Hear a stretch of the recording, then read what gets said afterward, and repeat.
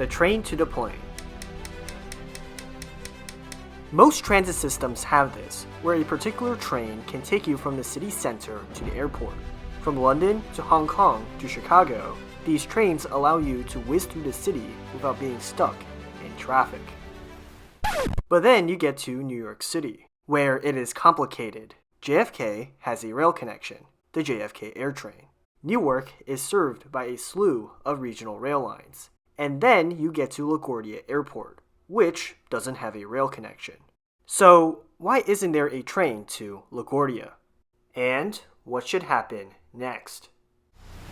There was talk about having it as a sort of an elevated, which was sort of roundly ridiculed in the neighborhood. 16 minutes on the Long Island Railroad, and then 6 minutes on the air train, so that the traveler will arrive at LaGuardia within a 30-minute trip. They're not going to take a train past to go to another train and then go to the airport. Port Authority announcing that today it says a panel of aviation and mass transit concluded the light rail option could cost more than $6 billion. It's a very short distance to spend $1.5 billion.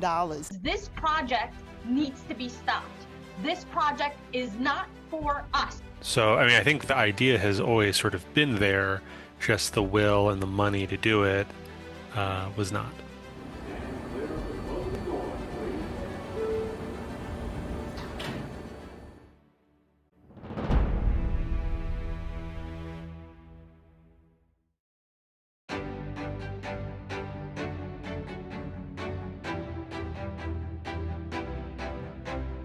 LaGuardia Airport opened on December 2nd, 1939 to great fanfare. Many people paid a dime to see planes taking off and landing. Many airlines began to secure landing slots at the new airport, attracting travelers from all over the New York metropolitan area. Because of its success, the airport was called by Time magazine as the most pretentious land and seaplane base in the world. However, when the honeymoon phase was over, reality came knocking on the door. The airport was extremely inconvenient to get to by subway. Sure, there was a streetcar line that served this airport, but that wasn't enough. These streetcars were low in capacity, got stuck in traffic, and riders had to transfer to the 7 to get to Manhattan. So in 1940, there was a plan to extend the Astoria line to directly serve this new airport. However, just next year, the country entered into World War II. Because of this, the plan never happened. And by the end of the war, LaGuardia Airport proved to be too small to serve the New York City air market. Therefore, in 1948, another airport opened, Idlewild, known today as JFK International Airport. Because the primary New York airport was now Idlewild, planners began to prioritize a rail connection there instead, leaving LaGuardia Airport in the dust. Moreover, by the 1950s, the subways were deteriorating, and the New York City Transit Authority had to redirect a 1951 bond measure from the 2nd Avenue subway's construction to doing basic maintenance and to buy new train cars. So between a combination of poor finances, a deteriorating subway system, and the relocation of New York City's primary airport to JFK, no serious plan ever emerged to extend subway service to LaGuardia Airport. Well, not until the 1990s. Following a massive subway crisis in the 1970s, money began to flow into the MTA to fix the system. And with this, the system slowly recovered in the 1980s. By the 1990s, while more work needed to be done to get the system to a good state of repair, a large amount of maintenance backlogs were fixed. Because of this, the MTA was able to direct some of their attention towards expanding the system. And with the congestion on Grand Central Parkway and Van Wyck Expressway, the two roads leading to the airports, getting worse, it was only natural that rail to the airports made it to the list of priorities. So, in 1990, the MTA unveiled a proposal to build an elevated line that would begin at Midtown Manhattan, cross the East River, and serve the two major airports using existing expressways right of way. This would be an express line, only stopping at the airports and the subway stations that it would connect to. And this project gained traction. The subsequent year saw Mario Cuomo, the governor at the time, endorsing the idea. Powerful entities like the Port Authority of New York and New Jersey set aside $40 million to conduct an environmental impact study, an indication that the higher-ups are taking the idea seriously. However, that proposal saw intense opposition. The juxtaposition of like sort of the moneyed interests in Manhattan, they were able to go to their playbook of hiring a consultant to do a traffic study to say this would have sort of a negative impact. This is Dr. Goldwyn. He is currently the program director for the Marin Institute at New York University. He is also an expert in transportation costs, which we'll get to later when we examine the high costs related to a LaGuardia rail line. The Queens groups also were able to tap some money and sort of put together similar research, and so you now had opposition at two ends. But it wasn't just the NIMBYs that hated the project. It was also transit groups as well. The Regional Plan Association called it misguided, while the East Side Coalition on Airport Access went further, stating that we're going to end up with another 2nd Avenue subway, another 63rd Street tunnel, another uncompleted project in this city. Well, that's harsh. But it wasn't hard to see where the opposition came from, because this line was weird. The alignment was inefficient, looping the entirety of Queens just to serve the airports. Not to mention that this was an entire new line, spanning about 17 miles, dedicated to serving only airport passengers, which seems a little excessive. After all, why not extend the E and N trains a few stops, which would be shorter and would benefit the surrounding community as well? So, why was this convoluted line proposed? It was mainly because of funding. In 1990, the Aviation Safety and Capacity Expansion Act was passed by Congress. In the law, it allowed airports to charge a small tax, a passenger facility charge, or PFC, to help fund airport improvements. But while the funding was intended for internal airport use, city governments found a loophole to fund mass transit. As long as the line had little to no intermediate stops to the airport, PFCs could be used to fund that project. But while that was a smart way to secure funding, what ended the project was political. In 1994, Mario Cuomo, the principal backer of the project, was ousted by George Pataki, who was more skeptical of the rail line. Because of this, the full project was canceled in 1995. Or was it? While the LaGuardia and Midtown Manhattan sections were axed, the JFK portion was brought back, under the banner of the JFK Airtrain. The Port Authority authorized its construction in 1996. And while there was even more problems that the JFK Airtrain had to endure, like community opposition and accidents, the line opened in 2003, fulfilling a 50-year-long dream of rail to JFK. And it was a success, as while ridership studies suggested that the People Mover would see 7,000 riders daily, today, the JFK Airtrain serves 30,000 riders daily. But while the JFK Airtrain was being built, planners and politicians still haven't forgotten about LaGuardia. But extending the Airtrain to serve LaGuardia was only going to resurrect old problems. So, what now? Enter extending the Astoria line to LaGuardia Airport. The Astoria line ends a couple miles away from the airport. Combined with the fact that it wasn't extremely congested compared to the other lines in Queens, yet it makes it the ideal subway extension to the airport. Travel times from Midtown Manhattan would have likely been around 20 minutes and would allow more one-seat rides. But there was a major problem with this proposal. It had to be elevated. This made it the prime target for NIMBYs, or NAMBYs, as they were called. People watching this probably don't know who Peter Vallone is. Peter Vallone was the Speaker of the City Council.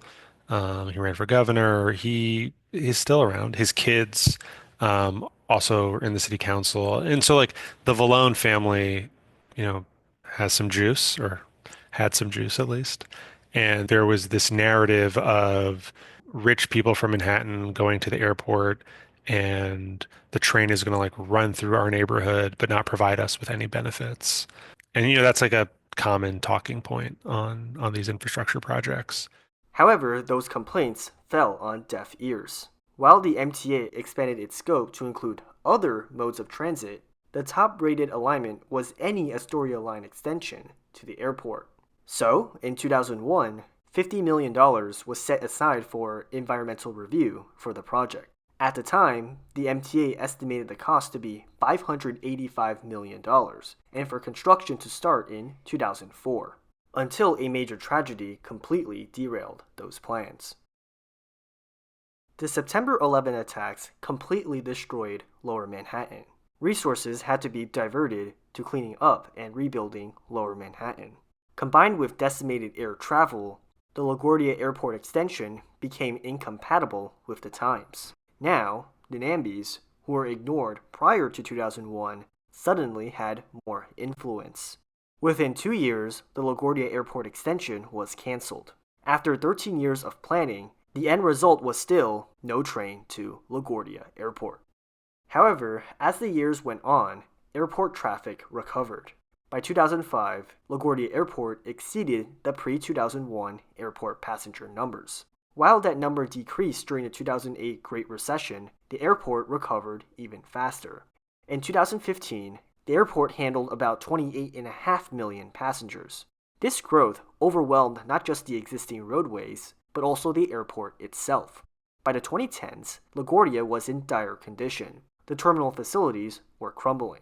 TSA lines were out the door, and the planes can experience constant delays, thanks to the inefficient runway design. So, in 2015, plans were announced to demolish and reconstruct the airport. But a modern airport means modern transport. In this case, it means a train to the plane. So once again, the train to LaGuardia Airport was proposed. Where? Here, at Willets Point. This new rail line would be different. Instead of running west, like what previous plans called for, this proposal would have the rail line run east and connect to the 7 or the LIRR at Met's Willets Point. From there, passengers can take a train into Midtown. One of the things that became sort of fashionable in EIS world was creating like a two-step screening process. You start off with like, we'll look at 50 different things, and then you say, let's apply some criteria to sort of start getting rid of things. And one of the criteria was, if I'm not mistaken, something that would not affect sort of the existing infrastructure. It would have no impact on like roadways and on runways and, you know, the line of sight, whatever it was. And then there was something about, I think, alleviating parking. I think that those were the two criteria. And so there were all these ideas. There were gondolas and ferry boats and all you know, they all get removed for, you know, they don't deal with this thing or that thing.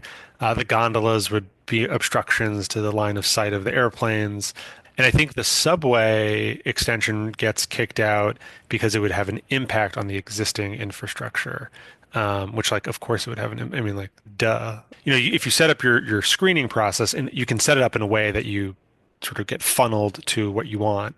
And, you know, lo and behold, this idea is very similar to the 7 train extension and has the benefit of, again, not affecting neighborhoods in the way that, you know, the NIMBYs from Astoria were complaining about. So you could see from a political point of view, it's just like a much easier solution. However, there were issues with the plan. First of all was the actual alignment itself. In order to not deal with NIMBYs, or what I like to call concepts of a NIMBY, the alignment had to swing further east to Willets Point. And according to internal studies, this alignment would have not saved any time for any residents coming in from Midtown or Long Island. That was because riders had to backtrack to Willets Point. Because of this, the project was nicknamed the Backwards Airtrain. Not to mention, the Backwards Airtrain would have added even more passengers to the 7 train, which is a train that is never overcrowded. Am I right?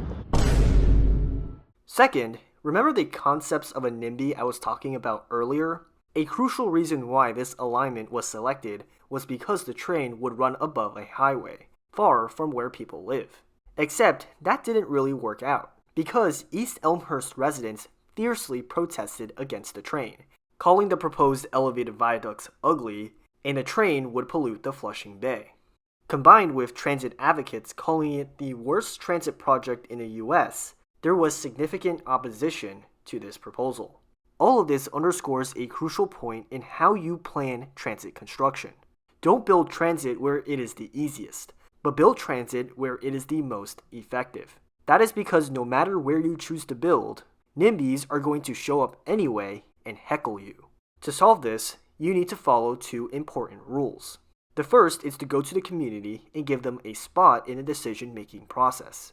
When ordinary citizens feel like they are part of a project, they are less likely to oppose it.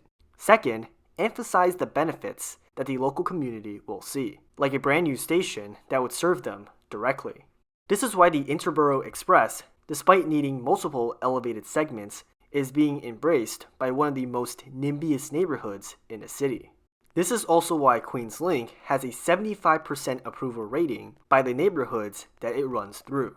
That is because for both projects, either the MTA or Queens Link launched multiple outreach campaigns to educate residents about the proposal. They emphasized the benefits that this project would bring to the community, while also allowing residents to offer feedback for the proposal. This is why both proposals are popular with the local community. On the other hand, the LaGuardia Airtrain didn't feel like that. While yes, there were some attempts by the Port Authority to reconcile differences, the level of outreach was not the same level that the MTA did for the IBX, nor what Queens Link did for the Rockaway Beach branch. Far from it. It didn't help that the LaGuardia Airtrain also didn't have any intermediate stops, for obvious reasons, which made it easier to characterize it as a silk stocking route. This is why the Airtrain was perceived as a project being rammed down the community's throat. But because this was Andrew Cuomo's pet project, what he says goes. In 2017, the LaGuardia Airtrain was on the Port Authority's 10-year capital plan. In 2018, the New York State Legislature authorized a law for this new train. By 2021, the final EIS was released to the public, with construction projected to start later that year, and a grand opening of the line was slated for 2026. And that did not happen. But she can come up to speed quickly, and my resignation will be effective in 14 days. With Andrew Cuomo gone, hopefully, the momentum of the backwards air train was placed to a screeching halt. The new governor, Kathy Hochul, immediately directed the Port Authority to explore other options, such as the extension of the Astoria line. In the meantime, there would be no further work done for the backwards air train. And in 2023, the new study was released, bringing both good and bad news. The good news was that the backwards air train was officially canceled, after being projected to cost $2.4 billion, nearly 5 times its initial cost. The bad news was that the cost of the Astoria line extension would cost $7 billion and take 12 years to construct. Because of that extension was shelved in favor of more bus service to the airport. History doesn't repeat itself, but it often rhymes. Now, about that $7 billion cost. That is egregiously expensive when you consider that Paris Line 15, a 47-mile orbital line, costs a little more than $6 billion. Barcelona Line 9, which is about 30 miles long, costs around $7.5 billion. And Milan Line 4, which is around 10 miles long, costs less than $2 billion. And these projects are not considered peak European efficiency, as all three have seen significant delays. Yet these cities are able to pull it off at significantly cheaper prices.